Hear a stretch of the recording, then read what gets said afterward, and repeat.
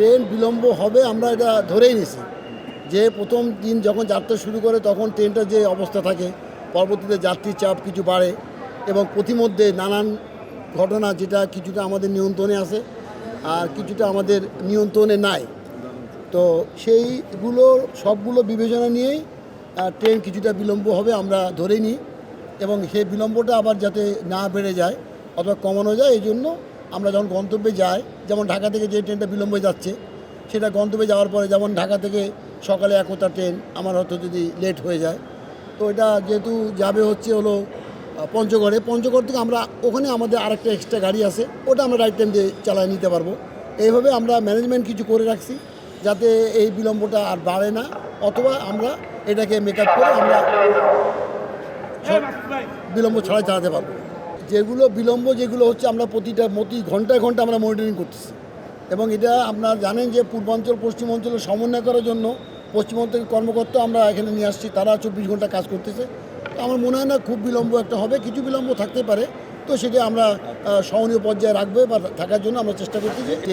ট্রেনের সংখ্যা বাড়ছে, আপনার যাত্রী বাড়ছে, তো এগুলো সব আমরা আগের অভিজ্ঞতা থেকে বিবেচনা নিয়ে যাতে না বাড়ে এবং সহনীয় পর্যায়ে থাকে বা ট্রেনগুলো মোটামুটিভাবে আমরা রাইট টাইম চালাবার চেষ্টা করছি, আশা করছি যে এটা চালানো সম্ভব হবে। ওই যে বললাম যে আমরা বিশেষ কোনো নিয়ন্ত্রণ বহির্ভূত কোনো ঘটনা যদি না ঘটে তাহলে আমাদের যে অ্যারেঞ্জমেন্ট আছে আপাতত, তাতে আমরা মোটামুটি উত্তরবঙ্গ কেন বাংলাদেশের সকল ট্রেনই আমরা মোটামুটি রাইট টাইম চালাবার চেষ্টা করবো। কিছু যদি বিলম্ব হয়ও সেটা আমরা সহনীয় পর্যায়ে রাখবো আর কি।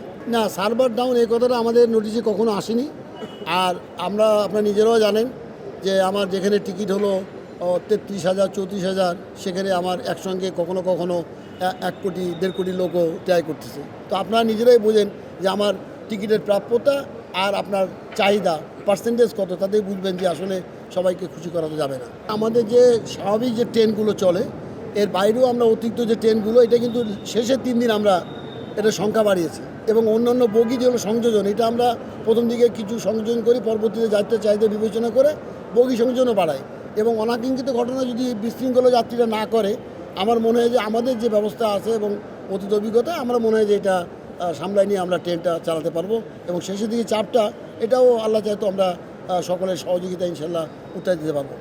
বাংলাদেশের সবচেয়ে বড় দুটো ফেস্টিভ্যাল, পবিত্র ঈদ উল ফিতর এবং ঈদ উল আজহা। তো পবিত্র ঈদ উল ফিতরের সময় আপনি জানেন যে আমাদের ঈদ যাত্রার অগ্রিম টিকিট বিক্রি যাত্রা চলছে, যাত্রী সাধারণ তাদের নিজেদের গন্তব্যে যাচ্ছেন। তো আমরা আমাদের পক্ষ থেকে সর্বোচ্চ চেষ্টা করে যাচ্ছি যেন একটা সুন্দর এবং স্বাচ্ছন্দ্যময় ঈদ যাত্রা উপহার দেওয়া যায়। আপনি জানেন সকাল থেকে এখন পর্যন্ত যে সকল ট্রেন ছেড়ে গেছে সবগুলো ট্রেন যথাসময় এবং যথানিয়মে ছেড়ে গেছে। এই পর্যন্ত গত 3 দিনে সমাজ যাত্রীগণ নিজ নিজ গন্তব্যে নিরাপদে পৌঁছতে পেরেছেন। আপনি জানেন যে এটা আমাদের আগেই ডিক্লারেশন ছিল, বাংলাদেশ রেলওয়ে অনেক আগে থেকেই এই নিয়মটা কার্যকর করেছে টিকিট যার ভ্রমণতার। আমরা আপনাদের মাধ্যমে সকল সমাজ যাত্রীগণকে বলবো যেন যার নিজ নিজ আইডিতে ভ্রমণ করেন এবং টিকিট কাটেন এবং ভ্রমণ করেন। আমরা অন্যের আইডিতে টিকিট কাটলে সেটাকে আমরা অ্যালাউ করছি না। আচ্ছা, যে ক্ষেত্রে যারা কেটে ফেলেছেন তাদেরকে আসলে কি করবে? ভাড়া এবং জরিমানা আওতায় আনা হচ্ছে। জরিমানা আওতায় আনা হচ্ছে। মানবিক দিক থেকে দেখার কোনো সুযোগ নেই। আপনার আইন তো মানবিকতা মানে না।